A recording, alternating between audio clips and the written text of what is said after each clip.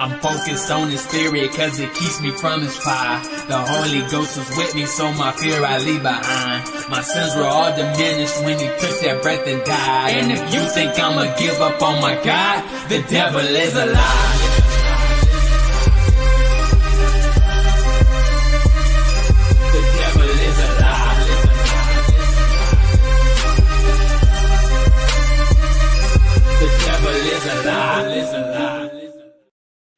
Hello, welcome to Black Tea News. I'm your host, Christina Barr, and today we're going to be talking about ABC and Matt Goodman and how he said that the letter that the text messages between Charlie Kirk's murderer and his boyfriend, who thinks he's a chick, was touching.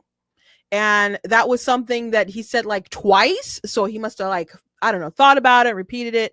And it's very strange. He did issue like an apology. But this particular anchorman has gotten in trouble in the past for different things.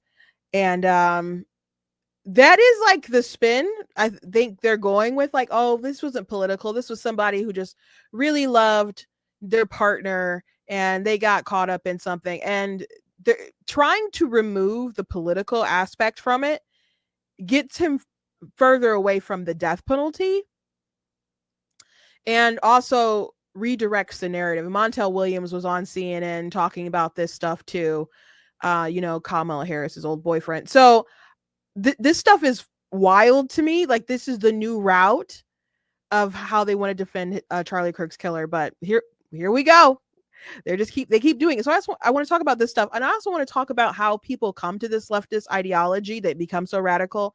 And a mutual friend of mine on TikTok just let it be known that she used to be leftist, which I'm aware of. But she said that she was a pretty, like, very, very radical leftist who wanted her opponents, I guess, to die, and said that, she came to Christ and, but she grew up in a religious family. So her parents just had to continuously not give up on her. And so I want to play her video because there's more people, sadly, like how she was and like the killer was. And I think we can see that because we see all the people who are celebrating and excusing it or whatever online. And that's really, really disturbing. I also, I don't know if I have time, but I'm definitely going to address this later, but the whole drama with Candace Owens trying to spin some stuff with Charlie Kirk and his support of Israel, and Ian Carroll, I think is his name, and Tucker Carlson, and it's just some of the stuff that's being pushed is so uncomfortable. And you guys know I've had issues with Candace Owens, and I've been saying it for a while, and more people have been waking up recently.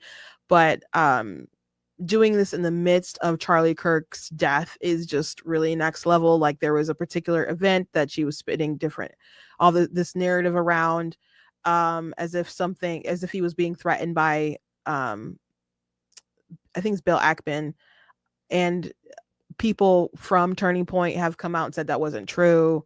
People who were there in the room have said that's not true. Bill has come out and said their account is not true.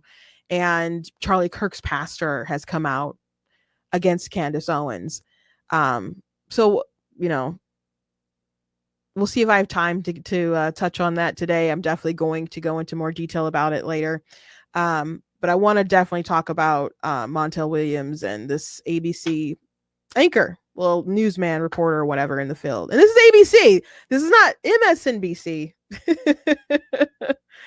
This is ABC. Okay. So we'll talk about those things. FYI, I'm not live right now. I'm not live right now because I told you guys that I would be going to a vigil. And so that's what I'm doing. So I still wanted to record, especially I needed to talk about this stuff today. It was irks my nerves, irks my soul. I needed to vent to you guys. So please feel free to comment. Anyway, if you guys like what I do here, please consider, going to the website, checking out my articles and videos and all that stuff, and make sure that you guys are sharing content. You guys are commenting, letting other people, hey, you should check out Black Tea News and stuff, and make sure that you are subscribed, that you hit the notification bells, that if you're on Facebook, that you're following, that you're hitting the likes and following and all that stuff. because all that stuff really, really does help, including like your lively comments when you guys, come in the chat and stuff. A good way to support is also to go to blackteens.com and actually leave a donation on the website if you would be so inclined to do that. I'd really, really appreciate it. You guys can also check out different merch that's available at the website, different, t-shirts and stuff. And I have a lot of books that you guys can check out. One of the books, Slay Your Fear, How to Overcome a Spirit of Fear. There's a lot of people who are really afraid to speak up right now. So that might be something on your heart that you may need to read. Also got, of course, God is Blatantly Against Abortion. That's available. Most of my books, though, are fiction books.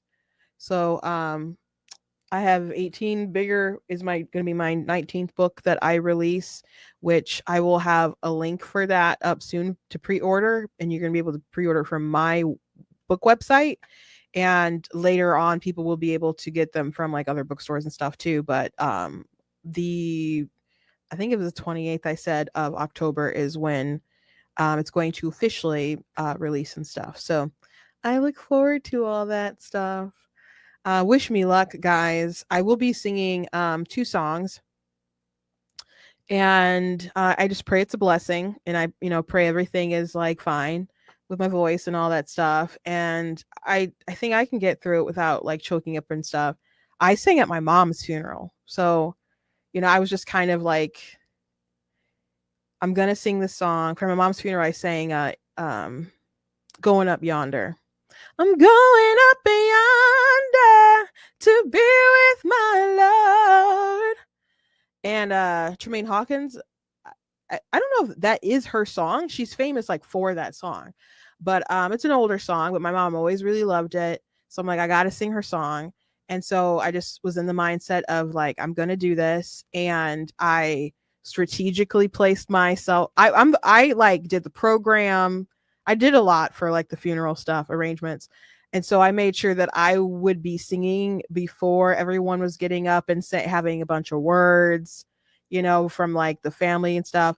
And I said like a tiny bit before I started singing. I don't even know if I said much at all. And then I might have said a couple things like after I was done with the song, but I wanted to make sure I could get through the song. So I made sure I would not be too emotionally, like my voice wouldn't be emotionally compromised to the best of my abilities before I sang the song. And I was able to get through the song and did the song, and people were really, really blessed by it. So she really had a lovely funeral. But I'm pretty sure I'll be all right getting through it vocally. But it was hard to hear the news and stuff. But the world, I think the aftermath is just like the hardest to deal with just knowing how crazy the world is, and then how much people lie. Before I get to the ABC thing, I'm gonna really try to keep today an hour. I'm gonna try it. I'm really gonna try it because I got stuff to do. On one of my videos, someone left a comment, and this is one of my Charlie Kirk videos. I'm going to do a TikTok or something about it and then post it on YouTube. And Facebook and stuff. I'm probably going to also write a post about it. I just didn't have time to write a post on my phone about this. But there's a comment. This is under my video, Charlie Kirk, Black Americans and Jim Crow on Jubilee. And I was, because a lot of people were saying that Charlie Kirk was racist because he said that Black people were better off like before Jim Crow or whatever. And so they were talking about economics, and the leftists he was debating agreed with him that Black people were doing better per capita in that time. And then they were trying to investigate why that is. That was the whole entire conversation. And she agreed with him on that point. I don't even know if the numbers like that, I don't know if that stat is even true. Okay. But that's no reason to say that he was racist. So that was the point of the video, just to say, hey, people are taking him out of context right here. That's the point of the video. I didn't do like a long 10-minute rant about it. It's a TikTok short. It's like 2 minutes and a couple seconds. And Someone on YouTube said, a truly great person does not need all these edited videos and hand holding to prove to me that they're a great person. No one needs to make explanatory clips about Mr. Rogers. Mr. Rogers was a, you know, a personality that people watched on TV. I assume a lot of people don't know a lot of personal things about Mr. Rogers, and we definitely don't have social media. They didn't have that like back in those times, and it's really different today. It's really stupid what this user said, because let me just flip it. If he was a bad person, people wouldn't need to chop up his clips and post his quotes out of context. You wouldn't need all these media figures to. Why are you interviewing Hassan Piker like twice in the New York Times when Hassan Piker has like said on his like streams, like, we need to gut these people, talking about people on the right, have like called for actual violence. Charlie Kirk didn't do stuff like that. But they're trying to paint Charlie Kirk basically like he deserved it. And now the media, I guess, is trying to paint his killer like, oh, he was just in love and made a mistake. And, like, we're not saying he didn't do a bad thing, but Charlie Kirk really deserved it. And he was just so in love, and he hurt his feelings and came after the person that he loved.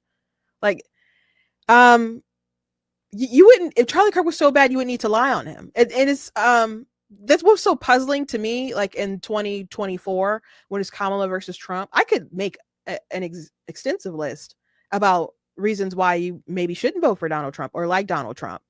That list isn't going to be longer than the list to not vote for Kamala Harris or Joe Biden or something like that. But people who like Trump and have voted for Trump could name more legitimate reasons to not support him than people who actually don't like him.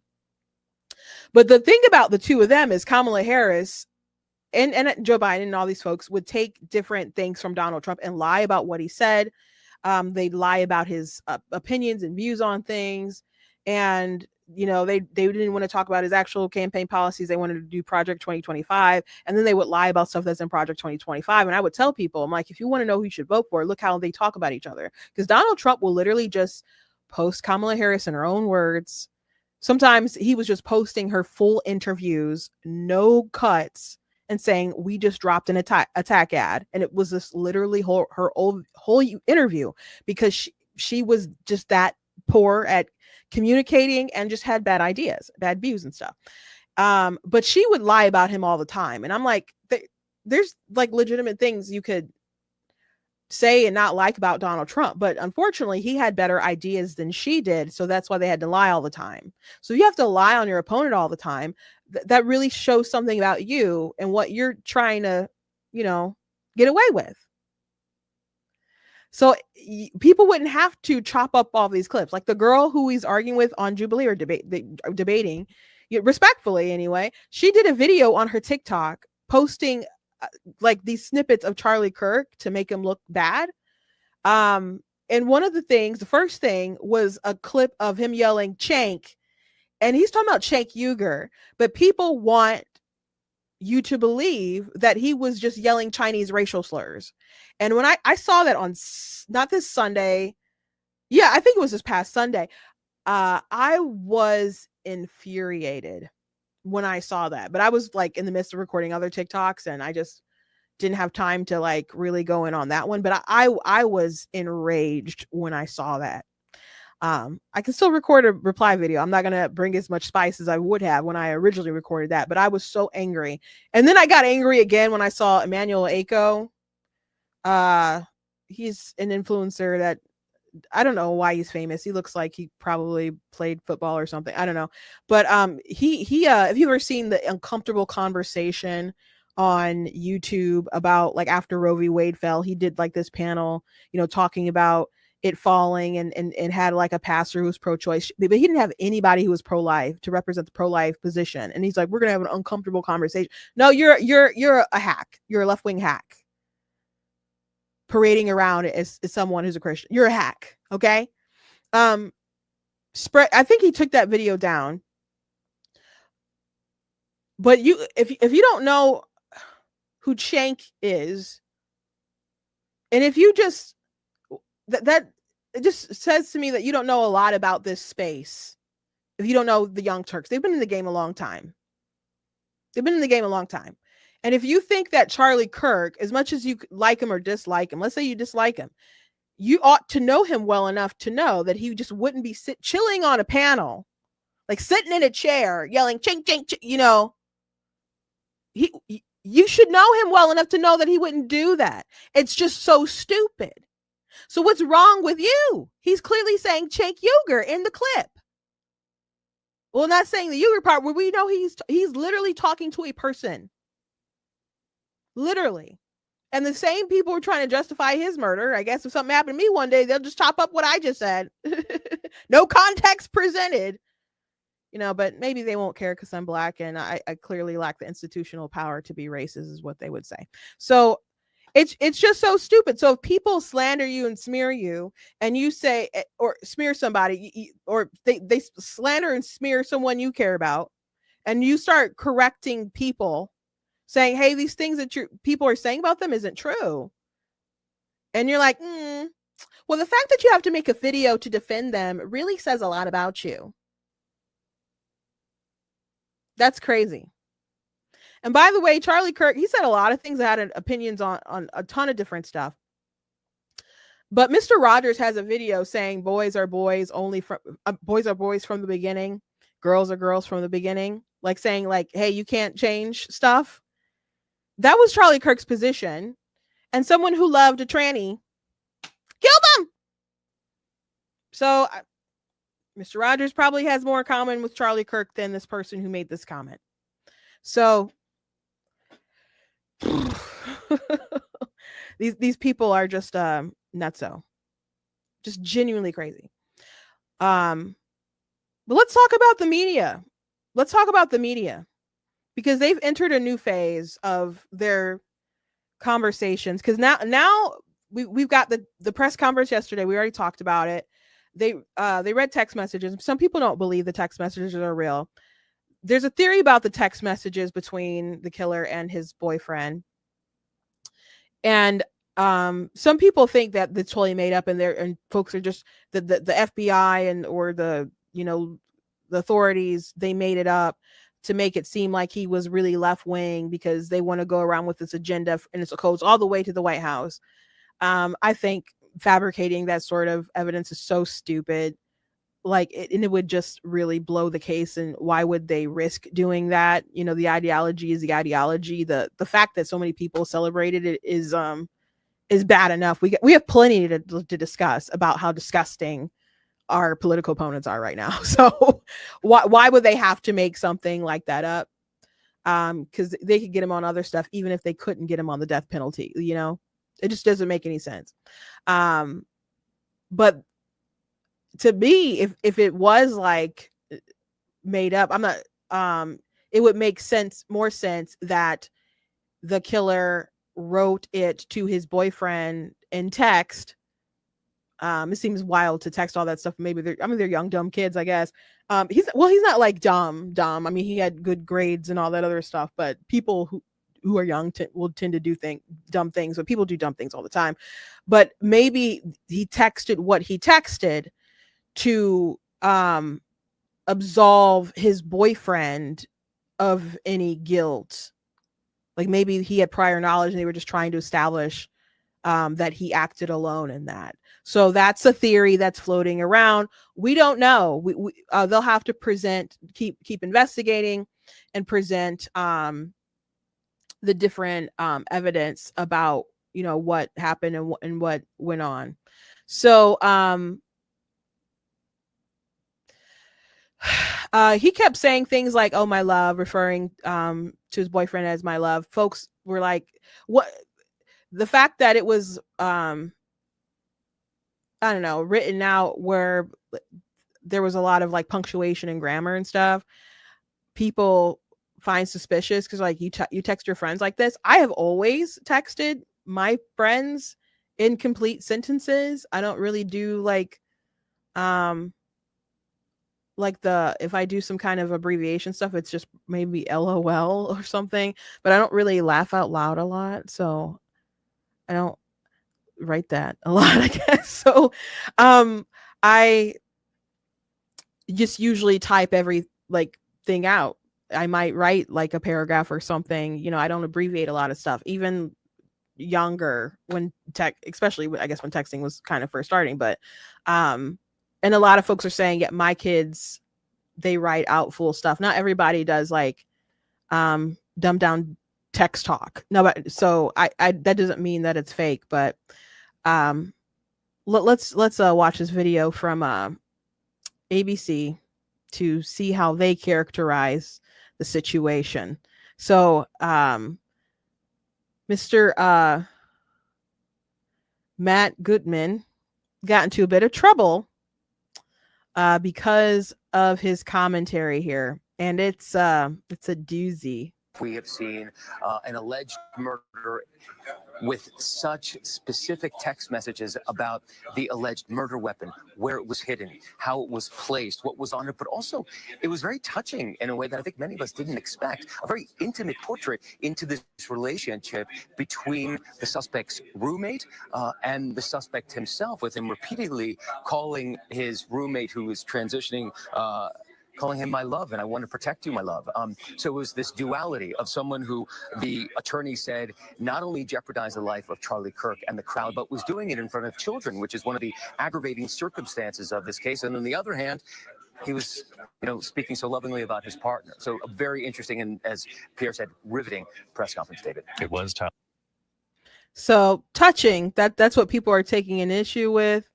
And I mean, honestly, if you're a dude and you're dating someone who's pretending to be a woman and you're going along with this delusion and you're acting this out, maybe you being like, not that guys might not call women my love or whatever, but it just seems like a bit theatrical. And if your whole kind of worldview is like you can act out a certain way and then become this thing, it just doesn't seem that far-fetched that maybe they that they actually did write this. So I just want to say that for the conspiracy folks out there who don't believe. But so he said it like more than once about it being like touching. So it's not like just a slip of the tongue thing. Like this is a narrative that he decided to like pounce on. It is. It's heartbreaking on so many levels, Kira. Obviously, Charlie Kirk was murdered brutally in front of a crowd of thousands of people who watched him being shot through the neck and then essentially bleed out in front of him. And I think one of the things that the attorney here made a very fine point about is that a lot of these charges, 7 charges, were aggravated because children were present. Children witnessed this. Children were put in harm's way. And that was something that obviously is aggravating here. And that's one of the reasons that the suspect, in addition to the alleged murder being political in nature, is facing the death penalty. They're going for the death penalty. And then on the other hand, there is this duality of a portrait of a very human person, a very human experience from this entire family. As you mentioned it, the mother essentially discovered that it was her son who had done this, the kid who had got a 34 out of 36 on the ACTs, who had a 4.0, who got a full ride to college here, that kid was the one who allegedly perpetrated. She saw those pictures and said, identified him essentially. And then those text messages. And I don't think I've ever experienced a press conference in which we've read text messages that are so fulsome, so robust, so apparently, allegedly self-incriminating, and yet on the other hand, so touching. Right, with the suspect reaching out to his roommate, who is allegedly his boyfriend, who we understand, identified as male at birth, now identifies as female, and the terminology he used. He was trying to protect him. He kept calling him my love. My reason for doing this is to protect you, but also asking him to delete the messages and not speak to law enforcement. So there's this heartbreaking duality that we're seeing very tragically playing out. A heartbreaking duality. It is like really heartbreaking for the parents, obviously, for sure.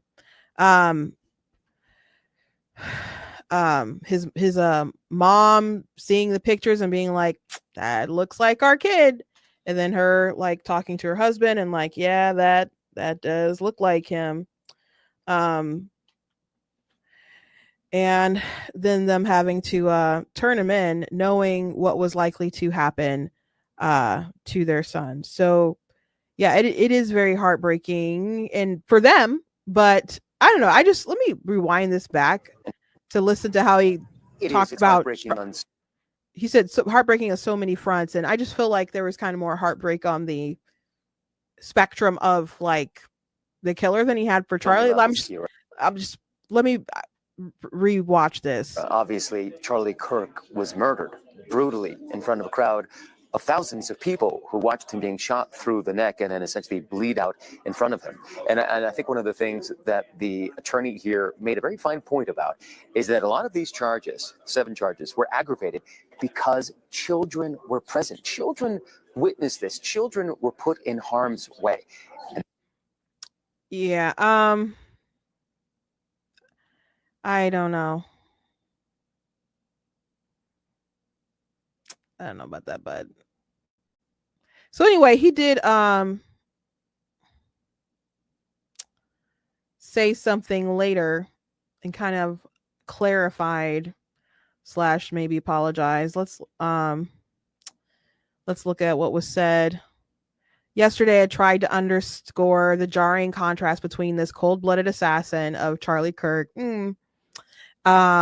a man who dedicated his life to public dialogue, and the personal disturbing text read aloud by the Utah County Attorney at the press conference. I deeply regret that my words did not make that clear, but let there be zero doubt here. I unequivocally condemn this horrific crime and the pain it caused Charlie Kirk's family, those who were forced to witness it at UVU, and the millions of people he inspired. This particular journalist has been in trouble for doing dumb stuff before. I think he like outed a minor who was a witness during the Trayvon Martin situation, and there was something else that he did yeah, he's a problem for sure. But that's the route that these folks are going, like, oh, it was touching. He did it for the person that he loves. Therefore, it wasn't about homosexuality or whatever. I mean, it wasn't about the political stuff. It was, love torn, and it wasn't him trying to, I don't know, be a terrorist or whatever.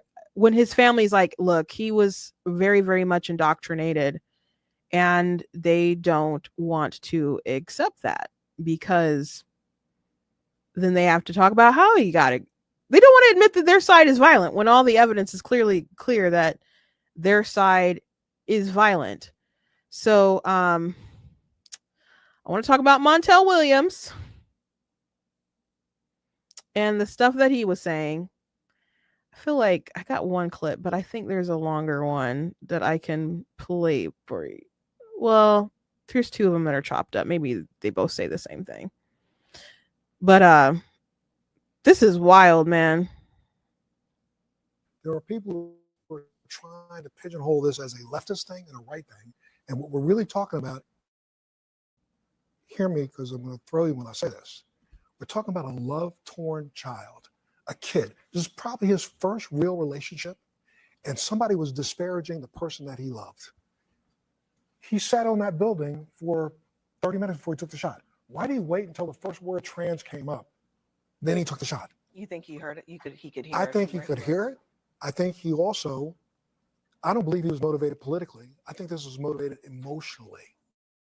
I think this was a emotionally stunned person who literally, when I say it this way, just hear me, tried to defend his significant other, not trying to defend some ideology. Trying to defend his lover, not trying to defend an ideology. Well, the reason why you would believe that your boyfriend is really a chick is because you've been indoctrinated with an ideology, because it's not scientific, bro. It is totally an ideology that has led you to believe the thing that you believe. And you are mad about Charlie Kirk's ideology. Charlie Kirk hasn't done anything to hurt your boyfriend. This wasn't a duel to the death. This wasn't, a hey, you said something about my partner in heat of the moment. This was a plan. I have an opportunity. I'm going to take it. That's what he said. And the family was aware that he had become more political and was just like, Charlie Kirk, he spews so much hate. He spews so much hate. And Charlie Kirk is there's so many videos of him like you hate the LGBT, you hate the LGBT. He's like, no, how can I hate what I have a heart for? It's incredible that Charlie Kirk was so soft on this matter compared to other people on the right who are also mainstream, but y'all just killed the absolute worst person like in our political sphere to like do this to. But he said he was hateful. I know folks ain't gonna like me. Well, a lot of people don't like me, but there's a lot of people who don't know me. I'm sure I'll have more people who don't like me later, but I don't think this is political. I just think this is a love torn. That's the new narrative. So first it was, well, we don't know. And then it was like, oh, well, this person is MAGA because his family's MAGA. And it was like, well, oh, this person must be like a groyper, like a really far right, even though all the signs and literally that's on the guns and the bullet casings and stuff. Oh, even though that points to left wing, they're like, oh, must be someone who's extremely far right. And it's like, no, we have evidence like it's left wing indoctrination. That's why they're into it. That's why.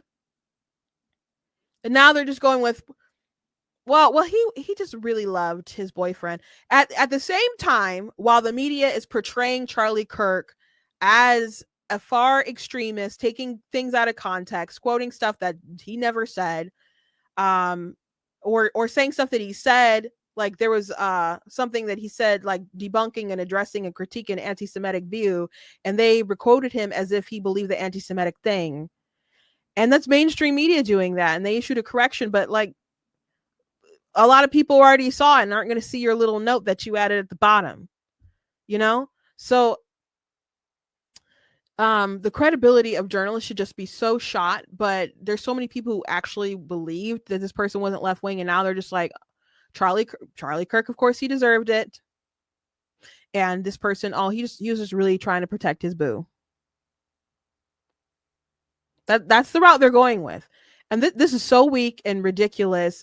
And if they can argue against this political narrative that he was indoctrinated doing it for political reasons and ideology, and it's just like a crime of passion, a premeditated crime of passion, then they shave off the death penalty. Now, a lot of people don't like the death penalty. I think the death penalty is obviously just. There's some people like, oh no, that's getting off easy. I think a lot of people fear death, especially people who've done wrong. I think a lot of people fear death, and then the anticipation of it happening, and then that someone is going to execute you rather than you being able to take your life into your own hands and take yourself out. I think that is actually very unnerving to a lot of people. I think the death penalty is just in a very biblical way. But I think this is a different clip too. Let me play this too. But this is a young man who's dating a person in transition. And I'm a conservative father, and I question, let's say my daughter brought home the first guy that she brought home. I question the guy that he brought home. She brought home. Was the dad questioning him politically? Is this a political motivation, or was this a psychological kind of thing? I guess I don't know that we'll get into Scott Jennings just like fully the minds of what happened here, but it is really horrible that Charlie Kirk was murdered by this person. Absolutely. Like full stop, end of sentence, horrifying. And whether there are plenty of people who have conflicts with their parents who don't murder people. And I just think like we should all just acknowledge that it was a horrifying, terrible thing, and he deserves punishment for what he did because he took the life of a person. There was more, like Scott Jennings like did go off on the panel, but I suppose it's enough. Um it's just really really insane. Again, the reason why he believed what he believed is because of left-wing ideology. His boyfriend is not a woman. Will never be a woman. Never. And the fact that society has allowed this delusion to just become so mainstream, especially with it being such a small portion. I guess that's getting bigger from the social contagion. As Ben Shapiro said, why are we mainstreaming delusion? Why are we mainstreaming it? I'm sure more evidence will come out. There's only so much they could say at the press conference. I got a little tick in my nose, so if I sneeze at some point in time, don't be surprised or alarmed. More will come out. They can only say a bit that they said because and they don't want to taint everyone too bad, because at the end of the day, Mr. Robinson needs to be able to have a fair trial. He needs people who are going to presume that, he's innocent, even though it's not looking good. Not looking good. Besides the texts and stuff, they, got DNA and the family who knew it was him, and he's cooked. But I want to show you guys this video of someone who's a mutual friend of mine online. And she used to be a leftist, and she explained that she used to want to really seek violence against people on the right.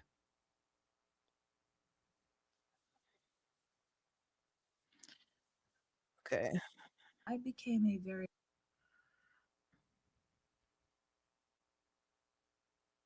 I left the left in 2021, and I don't mean that I was just a liberal. It started out that way, but I became a very extreme leftist for a while. For those of you wondering how people can become so mentally depraved and evil that they would mock the death of a father and a husband, I might be able to shed some light on that. And it was 100% the media. I was raised in a conservative Christian home. My parents are still married. I was homeschooled. I had a good childhood, and it still got to me because of the media, because of the people I was around and my friends sharing media, because of the media I was seeing on TikTok, on Instagram, Twitter. I mean, just everywhere. It was pelted into my brain that these people were Nazis and fascists. When I tell you that I had a genuine fear for my life, and the only way that I thought I could stop it was violence. Now, I personally was never violent, but I would like and repost TikToks of people calling for violence because they have convinced an entire generation that that is the only way to stop the Nazi fascists. These people, who by the way think that subjective morality exists, they're the same people who feel so morally correct and superior about their own opinions that they think that you deserve to die, or at the very least be beaten up and shoved out of society for your beliefs. I used to believe that about you. The only thing that saved my life and saved me from that cult was Christ ripping me out of it. There is no reasoning with them. There was no reasoning with me. I fought with my own parents for years. I would do everything possible to antagonize and hurt them with my words because I truly thought that they wanted my trans friends dead, my gay friends dead, my black friends dead, which is so funny because they adopted 5 black children, so I don't know where my brain was there. The media was so strong in their messaging that I turned against my own family. The only thing that can bring these people out of their psychosis is God. All you can do is share his message with them and pray for them, just like my parents prayed for me. Amen. Amen.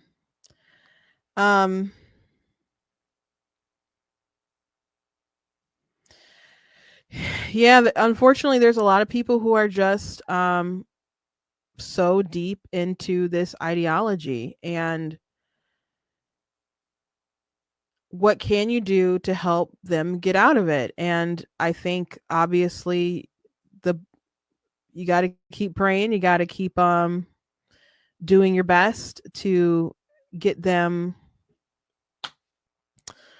to see the light.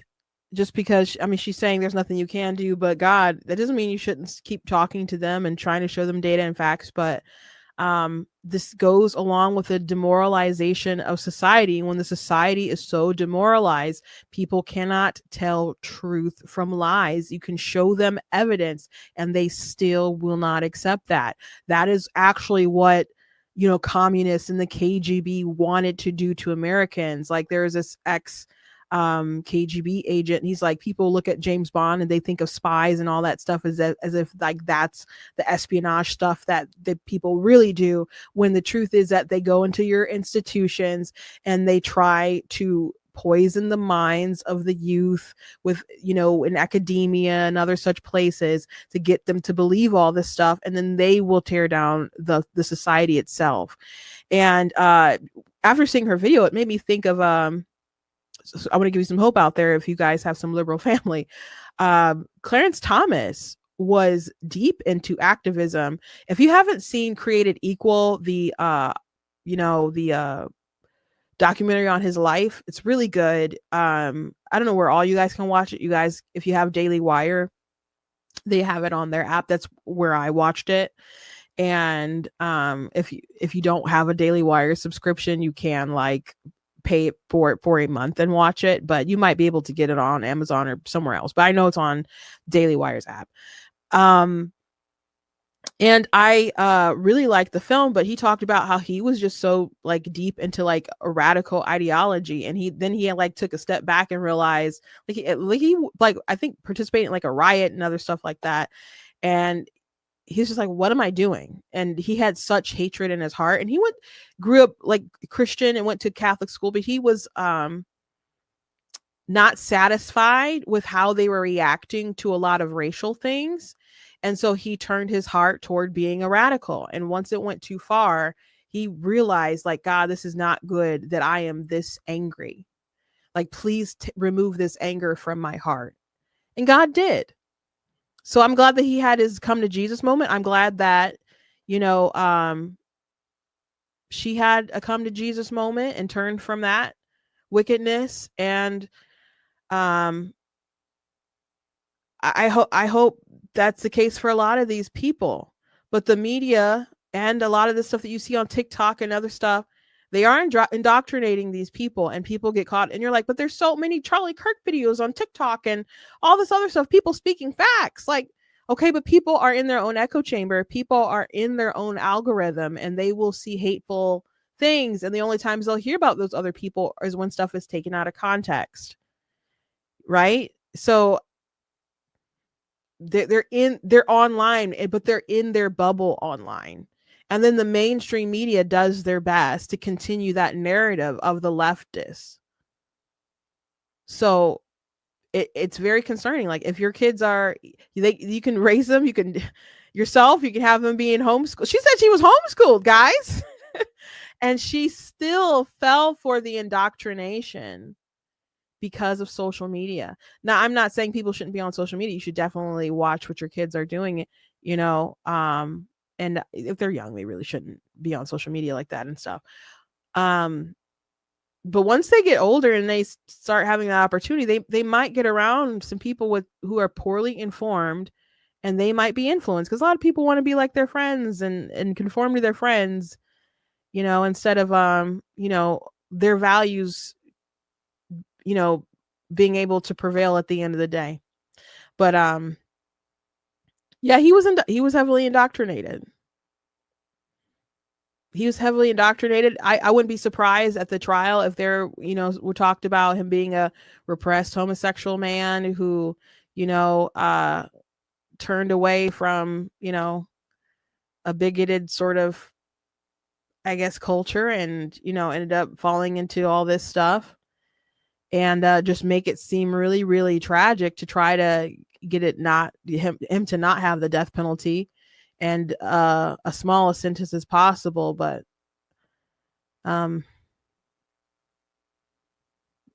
it's just really disturbing that they don't want to accept what they've done, what they've pushed, and what they promote. And I understand that Just like there are parents who don't want to admit that they've created a monster and had done like permanent damage to their kid's body or whatever, if they're in like the trans ideology stuff. There's probably some journalists and other folks who do not want to admit that they contributed to this madness that's going around, but there's folks who want to continue keeping the madness up. But no one, when people talk about guns, and I'm like, well, okay, what are we going to talk about mental health in this country? I'm not just talking about people who are like I don't know, severely schizophrenic, or people who are very manic or bipolar or whatever like that, or people who have other sorts of conditions and struggles with their health, people who are chronically depressed or whatever. I'm not talking about that stuff. I'm not dismissing that stuff, and those are things like people need help and stuff with. But I'm talking about, there's a lot of people in this country who are driven by ideologies, and they make them do crazy things, believe crazy things, and they're so detached from reality and so demoralized that they do not know the truth and they reject it. What are we going to do about those people? Because I've been saying this for a long time. If you've been following me for a while, you know that I have been pointing out that we as a country really like making people crazy with the sort of crap that we feed to them day by day by day. And unfortunately, it's not just a left-wing thing. There's people on the right who are just being engaged in conspiracy after conspiracy after conspiracy, and they reject truth. And there's a lot of lies that have been told to us, and obviously people were wrong, like experts were wrong. But that doesn't mean that you can never trust an expert. That doesn't mean that everyone always lies to you. But you do need to have some sort of like clear path of evidence, and not just speculation and questions. I'm just asking questions crowd. And then you want to blame every sort of shadowy figure, or in some cases, the shadowy figure is just always going to be the Jews, for a lot of folks, on the right, like, so far right.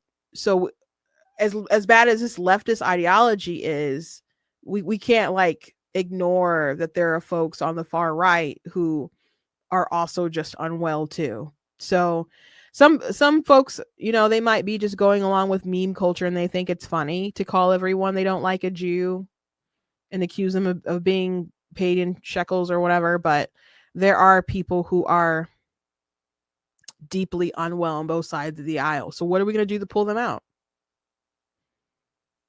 What are we going to do to pull them out, guys? Serious question. And there's some folks I've been warning folks about who are really taking an opportunity while Charlie Kirk is gone. Before I touch on, well, I might as well bring it up. Candace Owens was really triggered when Bibi Netanyahu, I think, went on Fox and talked about Charlie Kirk and how he was a good friend to Israel. And everybody who like watches the content know that that's true. When October the 7th first happened, he was on Patrick Bet David's show, and he said something about like the security failures didn't make sense. And that spawned off some conspiracy stuff. And I criticized Charlie Kirk at that point. But overall, he's been a good friend to Israel. Excuse me. He was there when they, moved the embassy, and he's an evangelical, pro-Israel kind of typical person, So there's been this narrative that he was close to seeing the light, I guess, from like Candace's point of view. Candace has some deranged opinions about Israel, everything Israel. There's so many videos, content you can find of her like blaming stuff, all these conspiracies on Jews, not just criticizing Israel, but on Jews, spreading different lies and conspiracies and blood libels that are just so out there. There's a guy that I follow, A.G. Hamilton. He's debunked a lot of that stuff. I've done videos about Candace Owens and the sort of lies and stuff that she tells, and manipulations and whatnot. I'm going to go into this stuff in more detail later. I just don't have the time right now. 'Cause you know, I have to get to the vigil and other stuff, but I'm going to make another separate video detailing these events after Charlie died and the sort of narrative that's being pushed around. So she was making the she said that BB mentioned a letter. She's like, that's not what the contents of the letter were. And so she started talking about how Charlie there was an event that Turning Point had. It was a very private event or whatever, invitation only, and was saying that there were donors and there was an intervention staged for Charlie, I guess, to try to get him to come over, like on the Be More for Israel side or whatever. And she also named Bill, I think it's Ackman, and said that he was one of these people in the intervention and stuff. So people from Turning Point USA have come out against what she's saying, and said that her accounts of what happened in the Hamptons wasn't what happened. There have been people who were there who said that her account didn't happen. Like Xavier DeRusso, he said that like Bill like talked a lot of economic stuff. He didn't really talk about Israel, and Israel wasn't the main focus of like their event. But Charlie Kirk would say so the purpose of it. Let me just, I guess, read through this guy's account of it really quick to just kind of explain what was going on a little bit.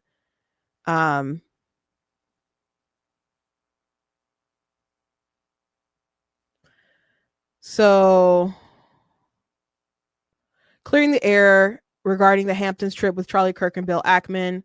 What's true? Yes, dozens of influencers, including myself, were invited to an event by Charlie and his team, not by Bill Ackman. Charlie wanted to get to know rising conservative voices and where we stood on various issues. The subject matters were primarily about the following topics: Islam's growing presence in the West, marriage/dating, Mamdani, right-wing infighting, the economy, and various narratives regarding Israel. Charlie wanted to see us respectfully debate him and each other. There was a range of views there on every topic. He wanted to learn our perspectives and analyze our debating skills from an objective POV. He invited these people for Hashira training, man.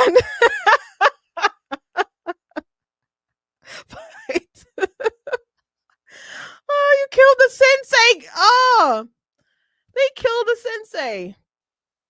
This is, now I'm going back over this because I already read this before, but I'm just like, he was really trying to continue the momentum, continue the movement, and spread conservative voices. There's some people in these different movements who they just want their star to shine, and they don't want to help anyone else. Like this, that seems so contrary to like Charlie Kirk. He just wanted more people to know Jesus, to have these values, go make a family and talk about this stuff. It's just terrible what happened to him. I'm so annoyed. He started each topic with a provocative statement to encourage the creators to debate. Example, one of the topics he started by saying, rough quote, "If I were to post right now, Bibi Netanyahu needs to resign, what would be the reaction?" This, of course, led to a number of responses. Someone said the post would be it would indirectly empower Hamas, and Charlie responded that her statement was moral blackmail, and that if she wants to debate the topic of Israel, she needs to work on using more facts and less emotion. She's correct though, but she can back up that moral blackmail, quote unquote, with different facts and like just explain the sequence of events, right? It's nice that he was challenging these people though, and iron sharpens iron. That's biblical, man.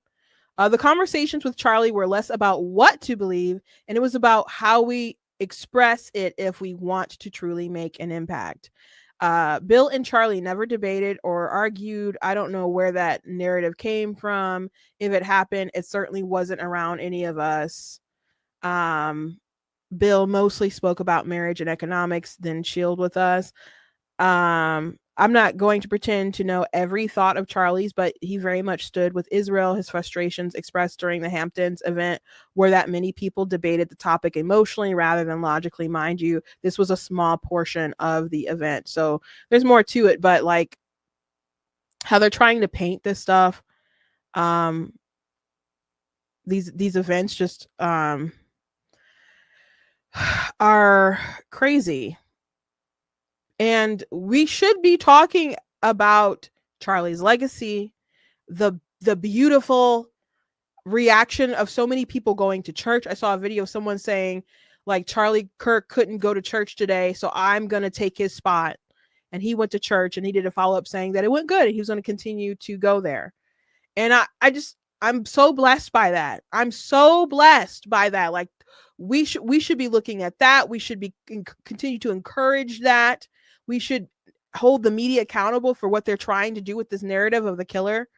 And continue talking about this evil ideology and the left-wing tactics, but people had to take time out of their grieving to address Candace Owens. Charlie Kirk's pastor also said something as well. And he said, let me show you guys. I'm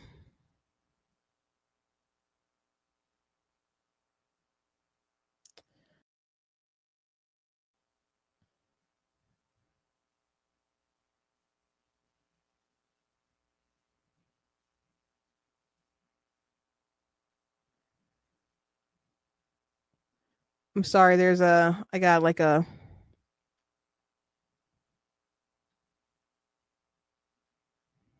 sorry, there's a my screen started doing like crazy stuff. Let me see. I think that fixed it. Okay, here we go. Charlie Kirk was my friend and I was his pastor. I want to simply say this regarding Candace Owens. Charlie Kirk was a friend to Candace and never publicly spoke poorly of her, though he disagreed with her. He never operated nor entertained gossip or innuendo concerning Candace. My only comment I offer regarding Candace is this. I only wish at this tragic time of mourning she would be the friend to Charlie that he was to her. He would never have treated Candace or her family in such a way had, God forbid, this tragedy been hers. A friend loves at all times, Proverbs 17:17. And she did like do a tribute to Charlie and showed a bunch of pictures and other things. And people noticed like is a lot of this stuff not super recent? Like, you guys haven't been on each other's shows and things. So we don't know how close they were later in life with them having such disagreements. But Candace Owens presents different issues. Like, she'll talk about people and then they can ignore it or they can respond. And if they respond, they draw more attention and bring more drama. But if they don't respond, they'll use that as evidence, like, oh, I must be onto something because they haven't said anything. Right? Like with the Macron situation, it was like, oh, well, I'm saying this stuff, like, well, why wouldn't she fight back why wouldn't she fight back this particular way if I was lying? Like, why? It must be true. And then they send evidence, they do stuff, they ignore the evidence or really the different stuff that she finds. She lies to her audience about stuff that's presented. She just doesn't accept the evidence and she keeps going and going and going. And they're like, oh, okay, well, if this, I was really wrong, then why don't they take it further? Why don't they take it further? And then they take it further and sue. And it's like, you're really going to sue me? You know, that's what they do. So she already did a video like saying that, that she's not going to stop unless Erica Kirk or her husband tell her to stop. One, what is wrong with her husband? Maybe she wouldn't stop if her husband told her to stop. But two, why should Erica Kirk have to be pulled into this? Why should she have to be pulled into this? And it makes me really upset. You guys know that my mom passed away last year, and yesterday was the anniversary. And I was thinking about this stuff earlier, and I was thinking, it made me think about some drama that happened. There's always drama around like funerals when people die and stuff. For the most part, me and my siblings, we worked well together. We just got what needed to be done. There was only like one blow up that we had. And my mom always wanted to be buried. She only had like one request. She wanted an open casket so people could see her shoes. She was a shoe addict. She had so many shoes. And so we wanted to do that. My dad was like, that's weird. Who has open caskets, like full open caskets? The cost of like open caskets there's a big jump between like just showing half of the casket and then the full thing. And my mom, she didn't think she was going to die. She had a bigger insurance policy than my dad. Hers was like $10,000. Yeah, like 10 grand or something like that. Just basically enough to bury her. Right. So we were looking at caskets like, okay, well, we can't afford a bigger one. I'm like, well, maybe there's something we can do. We could just still have both sides up. And that was not feasible once we actually saw the real the casket, because like if you don't order a full casket, only half of it is actually like John. The other half looks like the inside of a cooler, really. So some still wanted to try to fix up the casket so we could still find a way so we could still do open casket. And then other ones were like, we really can't. It wouldn't look right. And so just really wanting to fulfill that for our mom caused like friction there. But we obviously decided to not do that. And the solution was, we're just going to display her shoes. So we'll have there was a display of shoes at the funeral. And then if you went to the repast, there was also a display of more of her shoes. And if you went to the wake, there was a display of some shoes. And the kicker is that when you die, you do bloat and stuff. And her feet would swell anyway, but yeah, they weren't able to even get the shoes on her that we were going to bury her with. So we wouldn't have been able to do the open casket. So that was the only thing that we argued about. Otherwise, things were really cool on our side, but there were outside forces that caused unnecessary drama for things that were so dumb. And I'm just going to tell you, my dad's, some of his sisters were mad that they weren't in the obituary. And some of them were, well, I'll just say one of them not only wanted herself in the obituary, but her late husband. And I did the obituary and it came out really nice. And I looked up a lot of stuff online about how you do obituaries. And it's not the first one I've had to make, but that's just not a normal thing that because when you mention the spouse, you mention their kids, their grandkids, you mention their siblings, and then you'll also mention the siblings' spouses. But to mention your in-laws and then their spouses, that's not something I've seen. That doesn't mean you can't do it. That doesn't mean that someone hasn't done it. This is not something that's normally done from what I could see. And not only that, my mom kept a collection of obituaries. So I could just go to her collection of obituaries and I couldn't find any examples in her collection. She has obituaries from funerals she went to, funerals that other people went to. Like I went to a funeral for a friend in politics. Her husband passed away. She kept the obituary. She didn't know that man who died. She met him briefly. He came to our ordination, but She just like keeping obituaries. So I had all this evidence. And so one of my aunts came over to talk about it. And she's like, well, you know, some people were hurt. And I was hurt too. And I'm like, that's not how it's done. It's not how it's done. And then it's like, that's what's on your mind. My mom died. And y'all weren't even like close to her. Like it was so bizarre. And then she had I kept telling her, I'm like, here's the evidence. Here's obituaries. They don't say the thing that you say that you want to happen, that you think is normal. It's not normal. And she just like wouldn't accept reality. This aunt is a leftist, by the way. I don't want to say full on leftist. She's a Democrat. And she just would not accept the evidence that I presented, like clear evidence. And then it's like it doesn't matter what you guys want anyway. It's our mom. We're making it. You're not paying for it. You didn't make it. And then she like ended the conversation with, well, you did what you knew to do. As in, I did it wrong, but I just did the best that I could with the knowledge that I had. I just didn't know any better, and that's why I did what I did.